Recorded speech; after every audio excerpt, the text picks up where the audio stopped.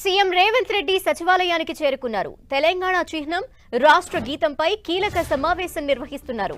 సమావేశానికి తెలంగాణ ఉద్యమకారులు, CPI, CPM, TJS నేతలు హాజరు కానున్నారు. తెలంగాణ ఏర్పాటులో కీలకంగా పనిచేసిన వారిని ఆహ్వానించనున్నారు. అధికారిక చిహ్నం రాష్ట్ర గీతంపై ప్రభుత్వ నిర్ణయాలు వివరించనున్నారు సీఎం రేవంత్ రెడ్డి. జూన్ 2న రాష్ట్ర గీతాన్ని ఆవిష్కరించనున్నారు.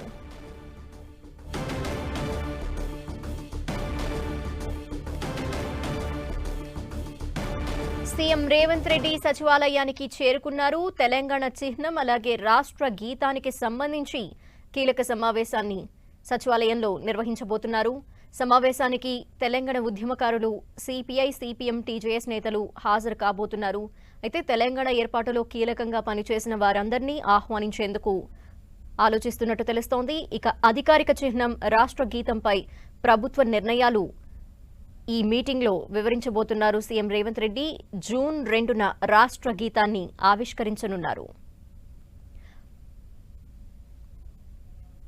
మరింత అదనపు సమాచారం మా ప్రతినిధి కొండల్ లైవ్ లో అందిస్తారు. కొండల్, మొత్తానికి కొన్ని రోజుల నుంచి రాష్ట్ర గీతము, తెలంగాణ రాష్ట్ర గీతము, తెలంగాణ అధికారిక చిహ్నం ఈ రెండింటిపైన ఒక రాజకీయాల్లో ఒక దుమారమైన చర్చ జరుగుతున్న పరిస్థితి. ఎందుకంటే దీంట్లో మార్పులు చేర్పులు ఉంటాయని ప్రభుత్వం ఇప్పటికే ప్రకటించిన నేపథ్యంలో అసలు తెలంగాణ సంస్కృతి సాంప్రదాయాలకు గత ప్రభుత్వం పెద్దపీట వేస్తే ఇది ఖచ్చితంగా ఈ ప్రభుత్వం తొలగిస్తుందన్న ఆరోపణలు ప్రధాన ప్రతిపక్షం బీఆర్ఎస్ చేస్తూ వస్తుంది. ఈరోజు ఉదయం కూడా ధర్నా కూడా చార్మినార్ దగ్గర నిర్వహించారు. అయితే ఇప్పుడు రాష్ట్ర సచివాలయంలో సీఎం రేవంత్ రెడ్డి ఈ రెండు అంశాలపైన ఒక కీలక సమావేశాన్ని నిర్వహిస్తున్నారు. ఈ సమావేశానికి తెలంగాణ ఉద్యమకారులు, అదేవిధంగా క్యాబినెట్తో సహా సిపిఐ, సిపిఎం, జనసమితి, కోదండరాం, గతం ఉద్యమంలో జేఏసీ నేతలు, జేఏసీకి నాయకత్వం వహించిన కోదండరాం, వీళ్ళందరూ కూడా తెలంగాణ ఉద్యమకారులందరూ కూడా ఈ సమావేశానికి హాజరవుతున్నారు. దాదాపు 50 మందికి ఇన్విటేషన్లు పంపించారు. ఈ సమావేశానికి 3 పార్టీలు అంటే బీఆర్ఎస్, అదేవిధంగా ఎంఐఎం, బీజేపీ, ఈ 3 పార్టీలకైతే ఆహ్వానం రాష్ట్ర ప్రభుత్వం నుంచి అందలేదు. ఈ 3 మినహా మిగతా వాళ్ళందరూ కూడా ఈ సమావేశానికి హాజరవుతున్నారు. దీంట్లో రాష్ట్ర గీతం పైన ప్రభుత్వం ఇప్పటికే రాష్ట్ర గీతాన్ని ఒక ఫైనలైజ్ చేసిన పరిస్థితి ఉంది. అదేవిధంగా చిహ్నానికి సంబంధించి కూడా ఫైనలైజ్ చేసిన పరిస్థితి ఉంది. అయితే ఈ ఫైనల్ చేసిన దానిపైన చర్చించబోతున్నారు. వీటిపైన కూడా ఏమన్నా చివరి దశలో ఏమన్నా మార్పులు చేర్పులు ఉంటాయా అన్నది కూడా చర్చించబోతున్నారు. ఏదైతే ప్రభుత్వం 1-2 ఆప్షన్స్ పెట్టుకున్న అంశాలను ఆ రెండింటిని కూడా ఈ సమావేశం ముందుంచి దీనిపైన వారందరి అభిప్రాయాలు కూడా తీసుకోబోతున్నారు. మొత్తం చూసుకుంటే ఒకవైపు భారీ స్థాయిలో ప్రధాన ప్రతిపక్షం బీఆర్ఎస్ విమర్శలు గుప్పిస్తున్న నేపథ్యంలో వాటన్నింటికి చెక్కుపెట్టే దిశగా, దాంతోపాటు అందరి ఆమోదం ముద్ర వేసుకునే దిశగా ఈ కీలక సమావేశం నిర్వహిస్తున్నారని మనం భావించవచ్చు. దీనిలో భాగంగానే ఉద్యమకారులను దీనికి ఆహ్వానించడం జరిగింది. జేఏసీ నాయకత్వం వహించిన ప్రొఫెసర్ కోదండరాంతో పాటు అప్పుడు జేఏసీలో కీలకంగా పనిచేసిన నాయకులందరూ కూడా హాజరవుతున్నారు. అదేవిధంగా ఉద్యమ సమయంలో కాంగ్రెస్ పార్టీలో ఉండి కీలకంగా తెలంగాణ కోసం ఫైట్ చేసిన, అంటే ఏదైతే తెలంగాణ చిన్నారెడ్డి నుంచి మొదలుకుంటే ఎక్స్ఎంపీలు పార్లమెంట్లో బిల్లు ఆమోదం పొందిన సమయంలో చాలా హార్డ్ వర్క్ చేసిన ఎంపీలు ఉన్న వారందరూ కూడా ఈ సమావేశానికి ఆహ్వానం పంపించారు.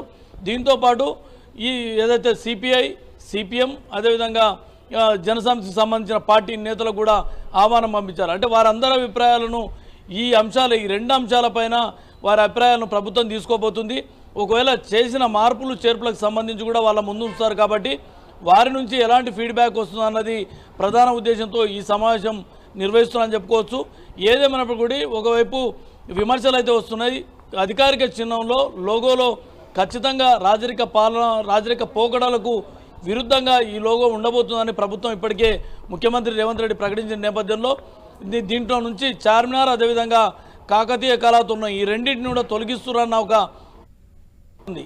ఈ నేపథ్యంలోనే మరి ఆ రెండింటిని తొలగిస్తారా, ఆ రెండింటిని కొనసాగిస్తూ మార్పులు చేర్పులు ఏమైనా చేస్తారా అన్నది ఇప్పుడు చూడాల్సి ఉంటుంది. ఇప్పుడు ప్రభుత్వం తీసుకొచ్చే లోగాలో 3 అంశాలు ప్రధానంగా ప్రచారంలో ఉన్నాయి. ఒకటి, తెలంగాణ అమరవీర స్తూపాన్ని ఉంచడంతో పాటు సమ్మక్క సారలక్క గద్దెలను కూడా ఆ లోగోలో ఉండబోతుందన్న ఒక ప్రచారం సాగుతుంది. దీంతోపాటు అశోక సింహాలు ఉంటాయి కాబట్టి దీంతోపాటు నాగోబా జాతరకు సంబంధించిన ఒక ఇండికేషన్ కూడా ఉంటుందని చెప్తున్నారు. ఇలా చేయడం వల్ల తెలంగాణ సంస్కృతి సాంప్రదాయాలకు పెద్దపీట వేస్తూ అదేవిధంగా తెలంగాణ పోరాటాల చరిత్ర ఉన్న తెలంగాణకు సంబంధించి ఈ ఒక చరిత్రను గుర్తు చేసే విధంగా ఈ లోగో ఉండాలన్నది ప్రభుత్వం భావిస్తున్నట్టుగా ప్రచారం సాగుతుంది. మరి ఆ రూపకంగానే తుది లోగోను నిర్ధారించారా లేదా అన్నది ఇంకా కొంత క్లారిటీ రావాల్సింది.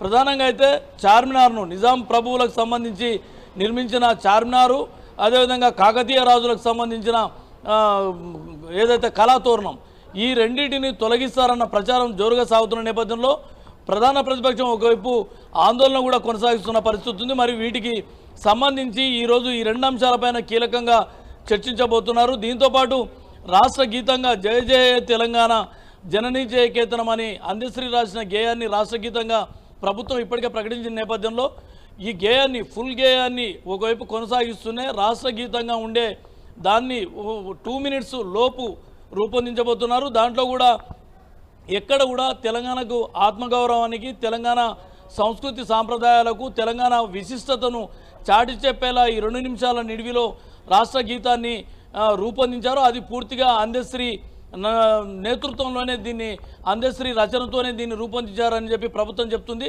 ఈ నేపథ్యంలో ఎలాంటి విమర్శలకు తావు లేకుండా ఉండేందుకే ఇప్పుడు వీరందరితో చర్చించి ఒక తుది నిర్ణయాన్ని ప్రభుత్వం ప్రకటించబోతుంది. Thank you Kondal.